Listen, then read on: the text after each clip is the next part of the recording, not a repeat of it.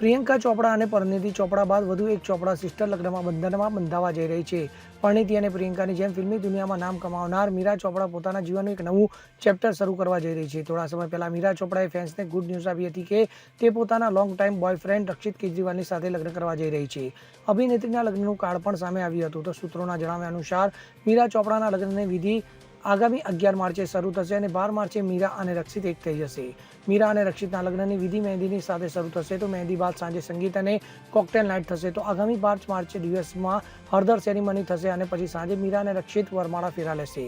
તો લગ્ન જયપુરના કુંડાના લક્ઝરી હોટલમાં યોજાનાર છે. તો લગ્ન બાદ મીરા અને રક્ષિતની રિસેપ્શન પાર્ટી પણ રાખવામાં આવનાર છે. તો કપલ ફૂલ સાઇડ રિસેપ્શન એન્જોય કરશે.